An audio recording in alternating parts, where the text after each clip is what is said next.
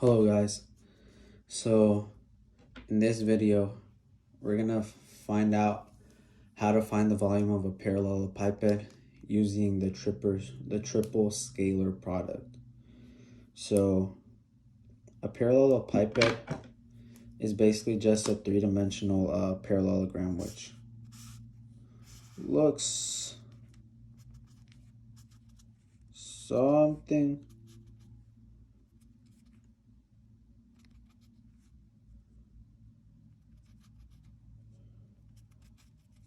like that. Semi-okay drawing, but I think you get the point. So basically, we're given vectors a, b, c, which are identified to find our length, our width, and our height. And then when we're getting a volume, we should always get a scalar, which I'll write here. Not a vector, we're getting a scalar value. So without further ado, we're going to compute the volume of this parallelepiped. So the first step we're going to do is we're going to find the cross product of A cross B. Because our vector A is the length, our vector B is our width. So we're going to take the cross product of those two vectors.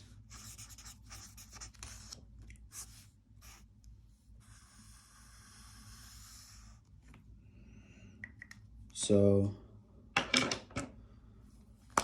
the cross product. If you don't know how to take cross product, I have a video on that. But for this video simplicity, I'm just going to go over how to take I'm just going to do the cross product. I'm not really going to do this step by step just because I already have another video for it. So anyways, when taking a cross product, vector A, second row, vector B is our third row. We get I, so we get 30 minus 0. So that's our I. Minus our J component is 10 minus negative 25 times 2 is positive 25. J plus our K component, which is 0 minus negative 15 K. So our cross product is equal to 30I. 10 minus 25 is minus 15, but we have a minus sign in front of it, so it's positive 15. Yep. I guess I should include plus sign here as well. 0 minus negative 15 is plus 15. Now, note, we could reduce this. We could reduce this every term by a factor of 15. But when computing distance or volume or anything that will measure either a length, area, volume, it's best to just leave it like this, because if we were to factor out a 15 out of this, we would get a different answer for our volume. So we're not going to do that. Instead, we're just basically going to go ahead and compute the volume. So our next step is to find the dot product. So so we got our A cross B. We got that vector. So we're going to go ahead and dot it with C. So this is a vector, and we're going to dot them. So we're taking the dot product.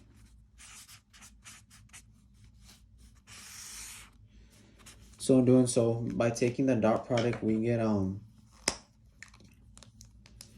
what was our A cross B?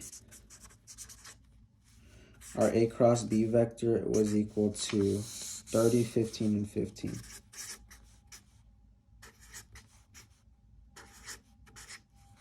And our C vector is equal to 10 minus 1, 0.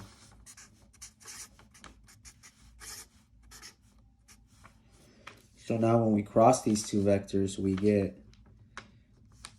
and if you don't know how to take the cross product, I have a video on that. So or the dot product, sorry. If you don't know how to take the dot product, I have a video on that. But for this video, simplicity, I'm just going to take the dot product.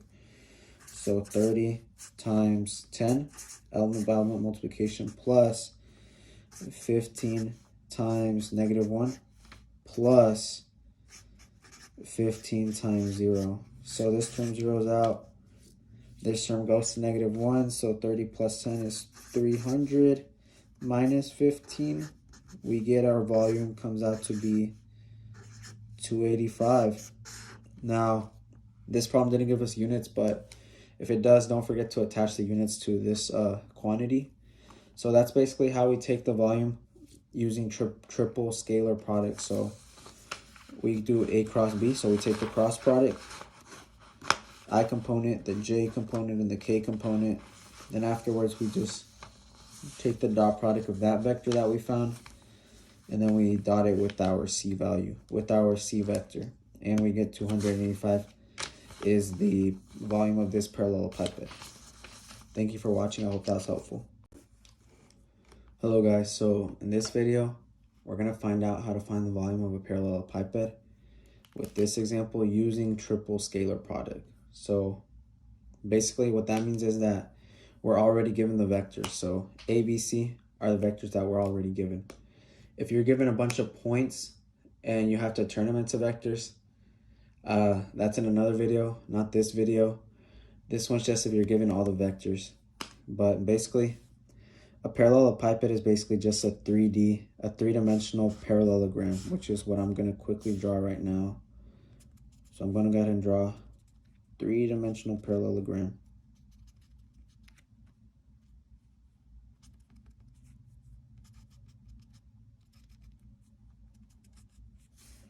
So something like that is what a parallelepiped looks like. So basically, the idea is we're going to use triple scalar product to compute the volume. So without further ado, the first step we do is notice we have A cross B. So we're going to take the cross product of A and B. So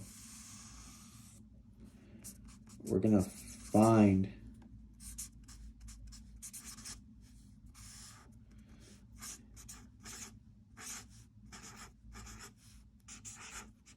A cross B, the cross product. So if you don't know how to find the cross product, I do have a video on that. But for this video's sake, I'm just going to go ahead and compute it. So IJK, since it's A cross B, our vector A goes in the second row. So it's -1, +1, +1. B is 0, 7, and 8. And we're just going to cross this. So 8 minus 7, I, minus -8 minus 0, J, plus -7 minus 0, K. And simplifying this, we get 8 minus 7 is 1. -8 minus 0 is -8, but -8 times -1 is +8. And then -7 minus 0 is -7. So this is equal to our A cross B. So this is our vector A cross B. So now for the next step, we're going to go ahead and we're going to take the dot product. We're going to find the dot product of A dotted with B. So in doing so, we're going to find A cross B is one vector, and we're going to dot it with our vector C, as given by this formula right here. So we're taking dot product now. So I'll write it over here. Dot product. So in doing so, we're going to just list the vectors out.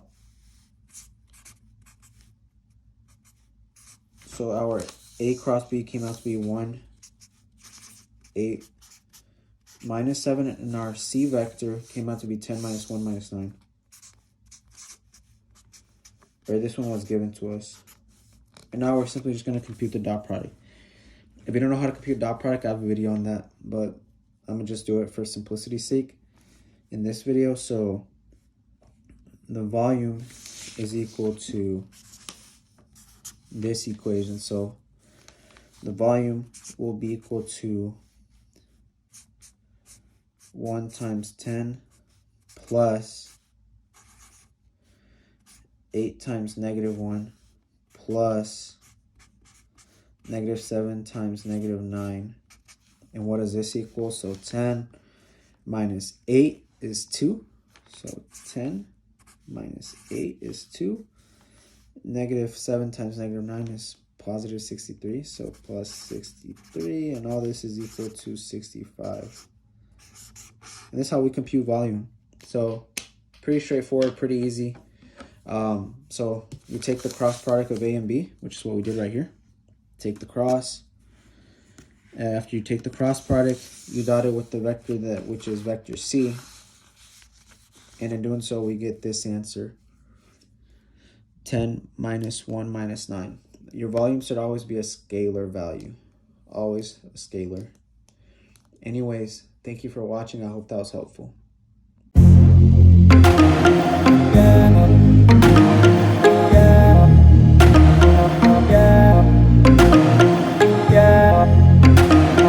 Yeah.